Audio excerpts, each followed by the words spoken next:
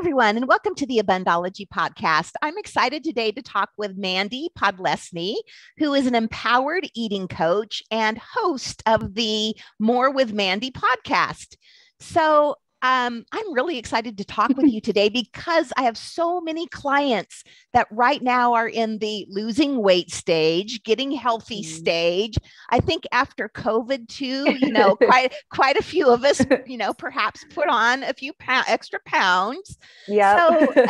So before we get started, can you just tell us a little bit about how you got on this journey to be an empowered eating coach? Yes. And I won't keep you here all day because it's kind of a long, complicated story. And who knew, if you told me today, or if you told me back then, I would be here now. I'd be like, you're nuts. But yeah, so I harnessed my health challenges that I began it at 19 to do what I do now. Because if I'm going to be challenged with all of this stuff, I might as well try and teach some people and help people out because it's not been easy. So when I was 19, I bent down to pick up a shoe and I tore my meniscus and I got a surgery and it was supposed to heal and it never did. So I bounced around between a couple of doctors in that 6-month period of just trying to figure out why my knee wasn't healing. And I finally got a second surgery. And then the next day, my entire body swelled up and all of my joints were just completely swollen. And yeah, it was very weird. I was 19 around then, trying to function and do my normal life of starting college and dating and all of that. And it was just really frustrating because no one could tell me what was wrong. So for 15 years, I played with my diet, went to a billion doctors, drank all the pills and potions and shakes and injections and all of the things for a really long time. And then I would be on again a diet, off again a diet. I'd keto a burrito. I would keto burrito. That's great. I would. Well, I didn't do keto back then, but I was just doing like more paleo, but I was doing like cleanses and fasting and detoxes and like all of the stuff. When you're desperate like that, you just do what you think is best, right? And at the worst period of my life, I was eating kale and chicken because that was the only thing that I felt wasn't triggering me or like triggering my inflammation. And I went home to see my dad because I lived in San Diego at the time. And he looked at me and he goes, "You look like shit." And I was like, "Oh, thanks, Dad." Yeah. Well, before y'all get mad at my dad, he's actually really nice, but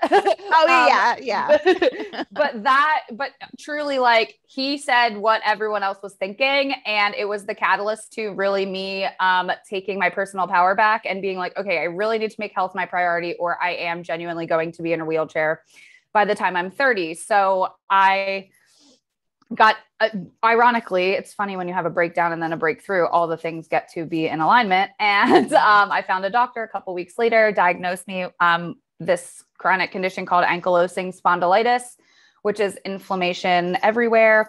And I ultimately got treated and, started to see some improvements through the therapies that he was using, paired with a little bit of diet and stuff like that. But I still had to get my knees replaced at 28. I had an elbow surgery. Yeah, it was a lot. An ankle surgery. So it was a lot of stuff. So I'm pretty much like a diet expert and a surgery expert at this point. But I took control of my health. And in the midst of me recovering from my surgeries, I couldn't keep my eyes open. I was on disability. I had medical debt, credit card debt up to my eyeballs. Like, it was insane. And somebody was posting about pure therapeutic ketones, this exogenous ketone, which means a drinkable ketone. And I was like, I don't even know what ketone is, but like, sounds like maybe I should try it. I ordered it, but I had to pay $20 off a credit card to like order the product. It was like really ridiculous. Like, I just look back on that and I'm like, wow. So I ordered the product, I drank it, and I was in ketosis through this pre-therapeutic ketone drink. And I was like, what is this? Because I was able to walk one foot in front of the other down the stairs for the first time. Wow. In 10 years. My brain turned on, my chronic fatigue slowly went away. And it would actually immediately went away because I had energy. And that was the catalyst to me figuring out the power of ketosis. And I love pure therapeutic ketones, don't get me wrong, but that is a product. And we want to also make lifestyle changes as well. So I started to really research ketogenic diet, wellness principles. And that is how I am here now. And that's how you got here now. Yes. Well, it's interesting when you're talking about the fasting and the different diets and the this and that, how messed up our idea of food and our relationship with food is in this culture. Do you see that with your clients? Yes. And I started out, that was about 4.5, 5 years ago was when I started this whole journey. And then I started my business as well. And in the last 3 years, I have been like, okay, teaching keto, here's the meal plan. Let's do this. And I'm like, okay, I would do like 21-day challenges and people would do like 4 days. And then I'd be like, well, am I a bad coach? And then I'm like, no, it's nothing to do with me. I'm pouring into these people, but they're just mentally not there. And I'm like, okay, so I started asking questions and I started really listening. And ultimately the paradigm of the diet industry is what's messing people up. In addition to our trauma, our excuses, our justifications, our everything. So I have actually evolved from doing really keto coaching to really helping women fix their relationship with food, ditch their diet drama, and love themselves confidently, even naked. So that is what I do now because of exactly what you said. The diet industry is insane. We feel like we need to be on a diet, off a diet. Screw that. Yeah, exactly. And I think a lot of times we look at it as like, lose the X number of pounds, lose the 20 pounds, and then I can go back to eating how I was before, like it's a temporary thing, which really, come on, let's be real. That doesn't work. Yeah. No, not at all. So yeah, it's just really going from emotional eating to empowered eating and really stepping into your personal power and making proactive decisions and not emotional ones. So how do you go to empowered eating? What does that even mean? So we think that we need willpower, right? And willpower is a circumstantial power. So we're seeking an outside source to either inspire us or we seek, oh, well, I'm going to do a diet and that's going to empower me. And then once I lose XYZ pounds because I'm going to do this diet or take this product, then I'm going to be confident. Then I'm going to love myself. Then I'm not going to have stress. Then I'm not. And it's not then, it's you got to do it now. So often I hear this is the excuse, and I'm sure everybody can relate to this because I have done it as well. And like in the past, and listen, just because I'm a coach doesn't mean that I don't have to coach myself through and manage my stuff. Yeah. And I'm so transparent to a fault. I'll be like, oh gosh, I ate a gallon of mashed potatoes the other day, but, and it's fine, but it's just like, you don't let that become a habit. It's just a thing. So often we wake up, we go to work. Holy shit, it's 5 p.m. Now I'm face first into the fridge and you have no conscious awareness that you're even doing it. And then that every single day happens. And then all of a sudden you're 40 pounds and you're like, holy shit, what just happened?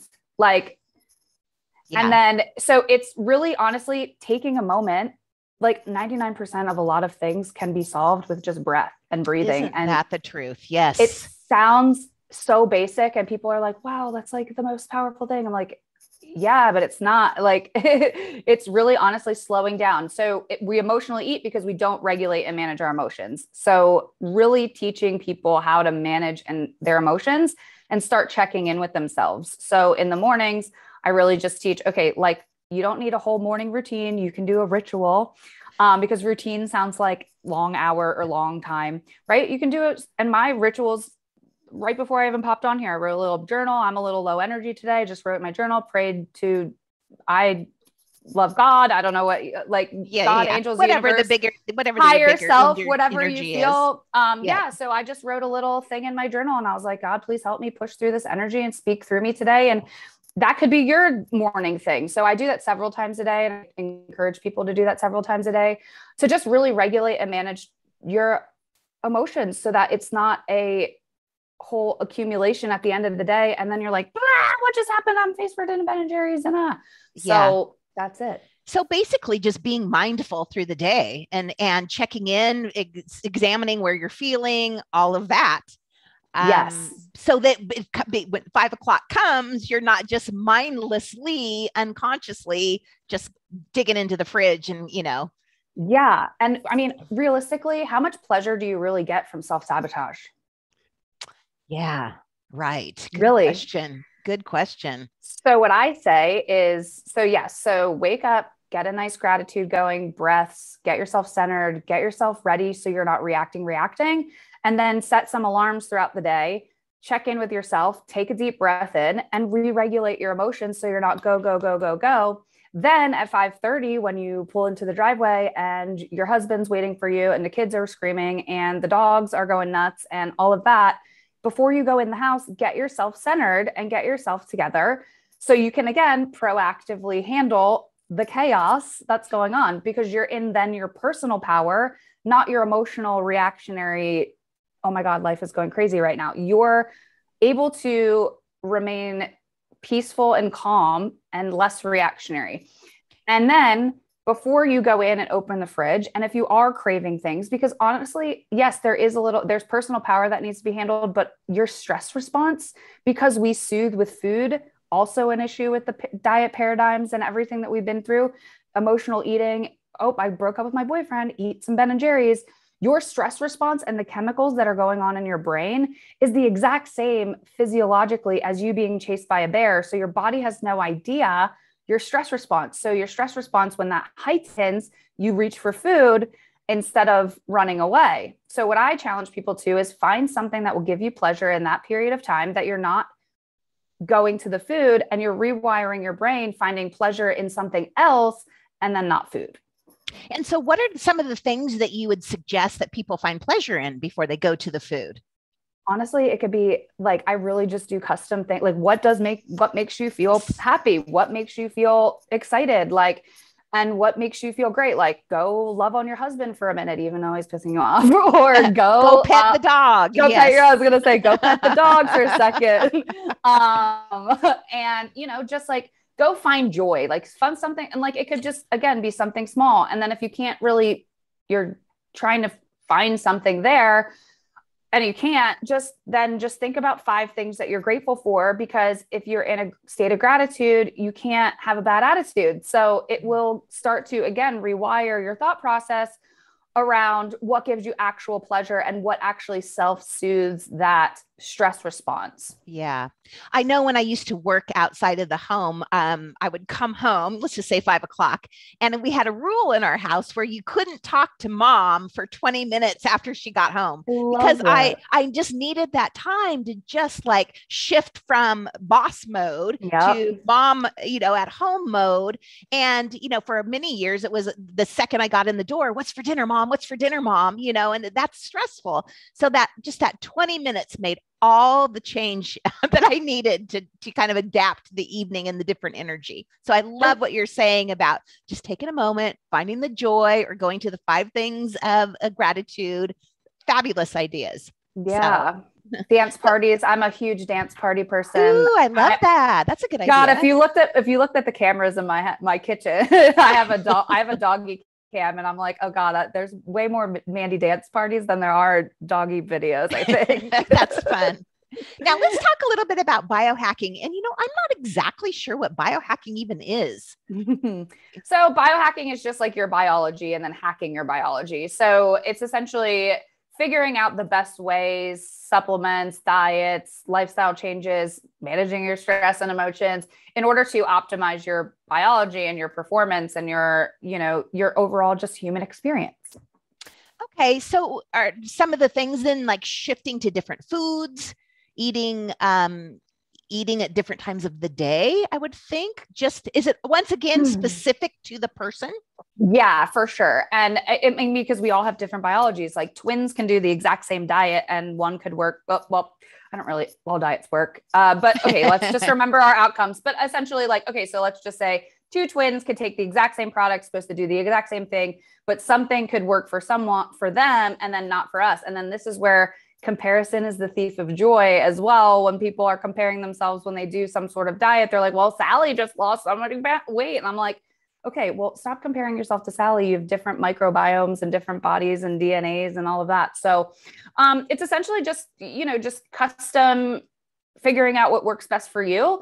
But ultimately I teach these 5 principles, 5 pillars of health, and then a bonus one if you feel good. So 5 good about it.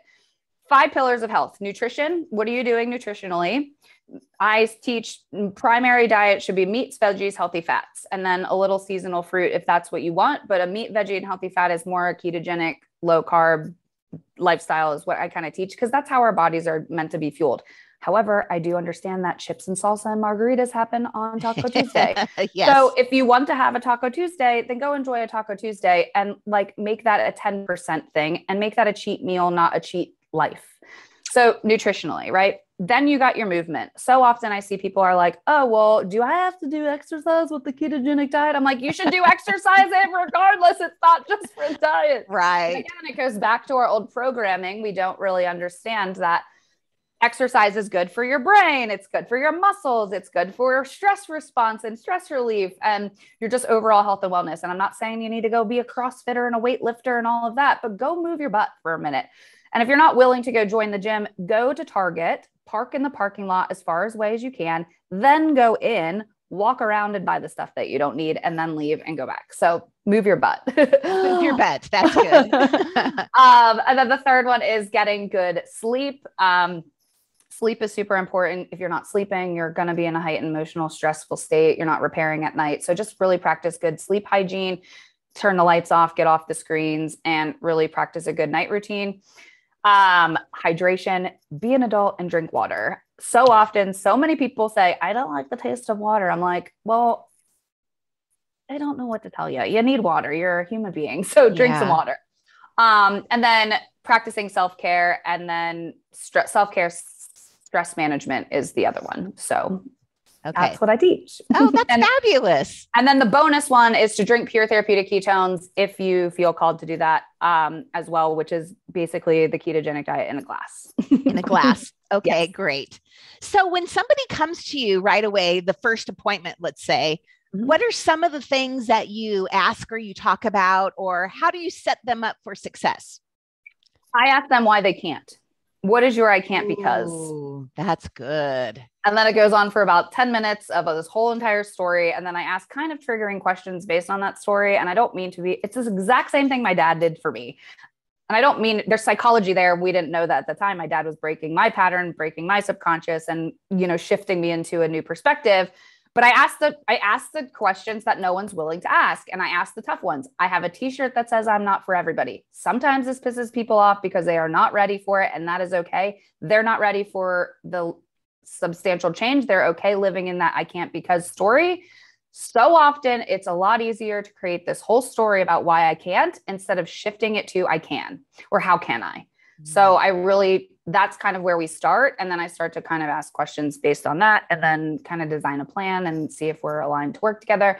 And if we're not, we're not. And if we are, we are. You're an empowered woman, and I am not here to manipulate you into doing things you don't want to. Yeah. I imagine you can find out a lot of information about, what's holding you back, what you can't, why can't you do this? Yeah. Yeah. And not everybody is ready. They're not. I find that with my coaching and stuff too. Sometimes you're just not ready. And for whatever reason, and if it's not your time, why waste all of your energy and beat yourself up because you're going to get it done when it's that mind shift that you need? Yeah. Yeah. I mean, I have things in my life right now that I am not.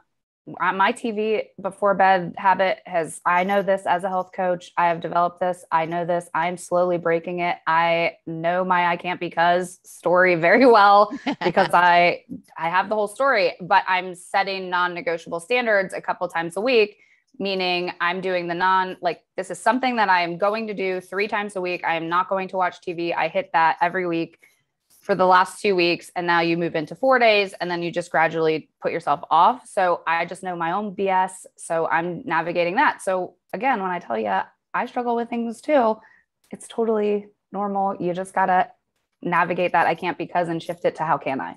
So what did you call that? A non-negotiable standard. That is what I teach. Non-negotiable standard. That's good. That's really good. And I like also how you have broken it up for your TV viewing, like 3 days, and then you get 3 days down and you add another one. So that's real good.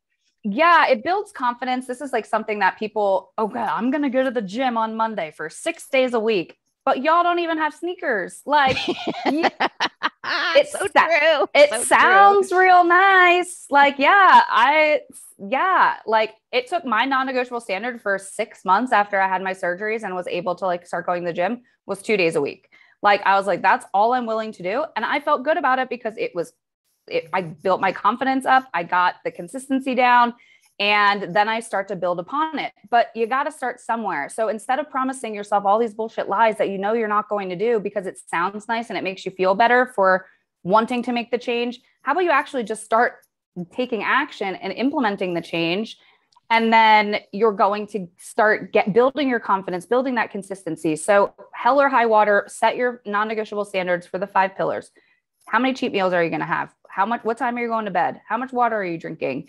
What are your boundaries in self-care and self-management? And then movement. What are you going to do for movement? So set those, but set minimum standards that you're going to hit. Not, I promised myself I'm going to go to the gym and then you don't. Like you are doing it no matter what. I am doing this. Yes. That's brilliant. Just that switch alone is just brilliant. I love it.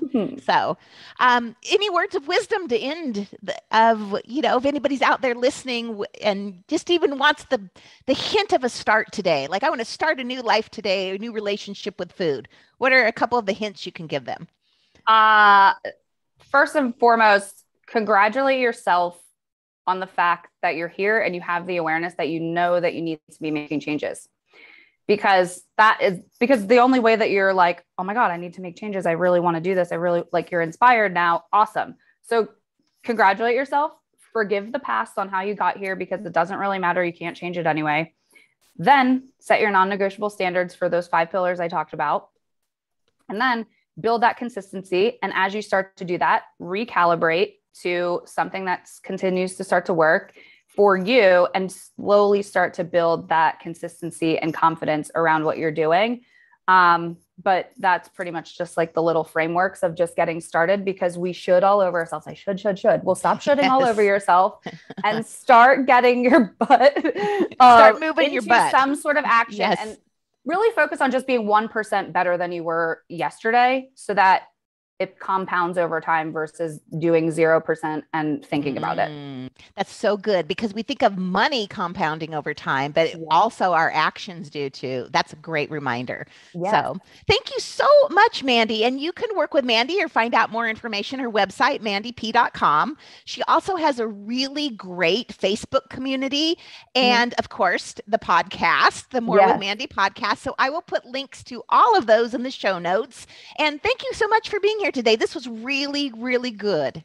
Thank you. Thank you so much for having me. I appreciate you. And I appreciate all the work you're doing to help heal the world.